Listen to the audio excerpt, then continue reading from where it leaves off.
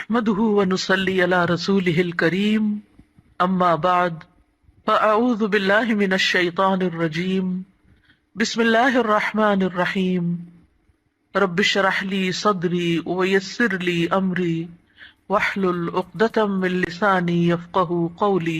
اللہ تعالیٰ نے انسان کو جن بڑی بڑی نعمتوں سے نوازا ہے ان میں سے ایک نعمت اولاد کی نعمت ہے۔ قرآن حکیم میں اولاد کی ولادت کا ذکر ایک خوشخبری کے طور پر کیا گیا ہے۔ ارشاد باری تعالیٰ ہے، یا زکریا انا نبشرک بغلام اسمہ یحییٰ لم نجعل لہ من قبل سمیا۔ اے زکریا، ہم تجھے ایک بچے کی خوشخبری دیتے ہیں جس کا نام یحییٰ ہے، ہم نے اس سے پہلے اس کا ہم نام کبھی کسی کو نہیں کیا۔ تو گویا اولاد کا دنیا میں آنا انسان کے لیے ایک خوشخبری کی حیثیت رکھتا ہے۔ ایک اور جگہ پر اولاد کو دنیاوی زندگی کی رونق اور زینت کہا گیا ہے۔ ارشاد باری تعالیٰ ہے، المال والبنون زینت الحیات الدنیا۔ مال اور بیٹے دنیاوی زندگی کی زینت ہیں۔ اسی طرح انسان کے لیے اولاد ایک مددگار اور ایک بہترین غمخوار کی حیثیت بھی رکھتی ہے۔ اولاد سے انسان کی بہت سی توقعات بھی وابستہ ہوتی ہیں، لیکن اولاد والدین پر سب سے بڑا حق جو رکھتی ہے وہ تربیت کا حق ہے۔ اس لیے والدین کو اس معاملے میں اپنی ذمہ داری کا ثبوت دینا چاہیے، اور قیامت کے دن اس کے بارے میں ان سے سوال بھی ہوگا۔ قرآن پاک میں اللہ سبحانہ وتعالیٰ فرماتے ہیں، یا ایھا الذین آمنوا قوا انفسکم واہلیکم نارا۔ اے لوگو جو ایمان لائے ہو، اپنے آپ کو اور اپنے گھر والوں کو آگ سے بچاؤ۔ گویا والدین کی ذمہ داری میں صرف یہی شامل نہیں کہ وہ بچوں کو تعلیم دیں یا ان کے کھانے پینے کا بندوبست کریں، بلکہ ان کی ذمہ داری میں سے ایک اہم ذمہ داری یہ ہے کہ وہ ان کی اچھی تربیت کریں اور انہیں آخرت کے بھیانک انجام سے محفوظ کریں، آگ سے بچائیں۔ ایک حدیث میں بھی آتا ہے، آپ صلی اللہ علیہ وسلم نے فرمایا، کلکم راع وکلکم مسئول عن رعیتہ۔ تم میں سے ہر شخص نگران ہے اور ہر ایک سے اس کی رعایا کے بارے میں، ماتحتوں کے بارے میں سوال کیا جائے گا۔ فالمرأۃ راعیۃ فی بیت زوجہا، اور عورت اپنے شوہر کے گھر میں نگران ہے، یعنی صرف باپ سے نہیں، ماں سے بھی پوچھا جائے گا کہ اس نے اپنے بچوں کی تربیت کیسے کی۔ اس لیے ہم دیکھتے ہیں کہ انبیاء علیہم السلام اپنی اولاد کے بارے میں ہمیشہ فکر مند رہے۔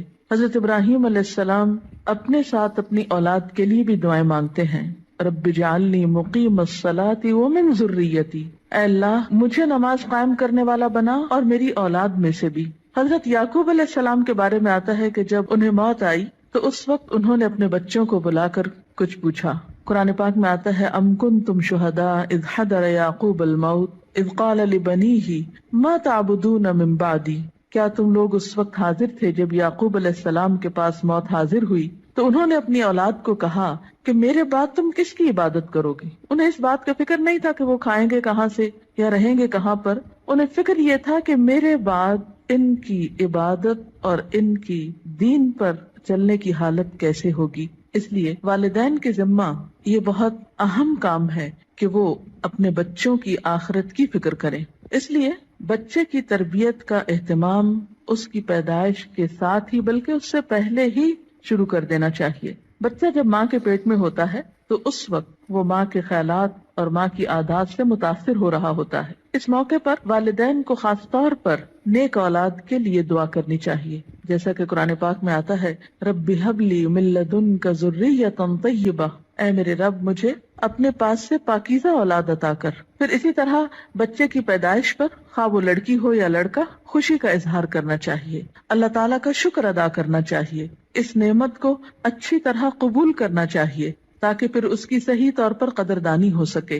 احادیث مبارکہ سے ہمیں کچھ اور باتیں بھی پتہ چلتی ہیں کہ جب بچہ پیدا ہو تو اس کے کان میں آذان دی جائے، گویا پیدائش کے بعد سب سے پہلے اس کو اللہ کا نام سنایا جائے، اس کے سامنے اللہ کی عظمت کا اظہار کیا جائے۔ اسی طرح نبی صلی اللہ علیہ وسلم کی سنت سے ہمیں بچوں کی تہنیک کرنے کا بھی پتہ چلتا ہے۔ تہنیک سے مراد یہ ہے کہ کھجور چبا کر بچے کے تالو پر لگائی جائے، کیونکہ بچہ سب سے پہلی خوراک جو اپنے منہ میں لے کر جاتا ہے اس میں بھی خوراک دینے والے کی شخصیت اور عادات کے اثرات منتقل ہوتے ہیں۔ صحیح بخاری میں ابو موسیٰ اشعری روایت کرتے ہیں کہ میرے ہاں ایک بچہ پیدا ہوا میں اس کو لے کر نبی صلی اللہ علیہ وسلم کی خدمت میں حاضر ہوا. آپ نے اس کا نام ابراہیم رکھا. ایک کھجور سے اس کی تہنیک کی اور اس کے لیے برکت کی دعا کی اور اسے میرے حوالے کر دیا. پھر اسی طرح بچے کا نام اچھا رکھنا چاہیے. نام ایسا ہو کہ جس کا مطلب بھی اچھا ہو، تاکہ بچہ جب پکارا جانے پر اپنا نام سنے تو وہ اچھے لفظ کو بار بار سنے. ایسا نام نہیں رکھنا چاہیے کہ جس کا پروننسیشن، تلفظ یا معنی اچھا نہ ہو. اسی طرح نومولود یعنی نئے نوزائیدہ بچے کے بارے میں یہ حکم بھی دیا گیا ہے کہ ان کے ولادت کے 7ویں دن ان کے بال منڈائے جائیں. بعض حکماء نے اس کی یا اطباء نے اس کی حکمت یہ بیان کی ہے کہ سر مڑنے سے سر کے مسامات کھلتے ہیں، نگاہ، سماعت اور سونگھنے کی قوت کو فائدہ پہنچتا ہے. اسی طرح سنت میں ہمیں بچوں کا عقیقہ کرنے کے بارے میں بھی تعلیمات ملتی ہیں. عقیقہ کرنے میں ایک حکمت یہ ہے کہ انسان اپنے رشتہ داروں کو، غریبوں کو، ہمسایوں کو اس خوشی میں شریک کرتا ہے.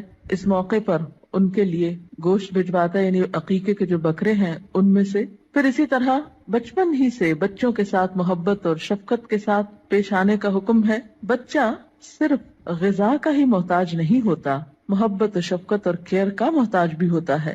نبی صلی اللہ علیہ وسلم کا ارشاد ہے، جو ہمارے بچوں پہ شفقت نہ کرے اور ہمارے بڑوں کی عزت نہ کرے وہ ہم میں سے نہیں. پھر آپ دیکھیے کہ تربیت میں صرف محبت و شفقت ہی کافی نہیں ہوتی، بلکہ اس کے ساتھ ساتھ بچوں کو ڈسپلن سکھانا بھی بے حد ضروری ہوتا ہے. پھر یہ ہے کہ بچوں کی تربیت کے مختلف پہلو ہیں. ان کی تربیت میں ان کی ایمانی تربیت، اخلاقی تربیت، جسمانی تربیت، عقلی تربیت، نفسیاتی تربیت،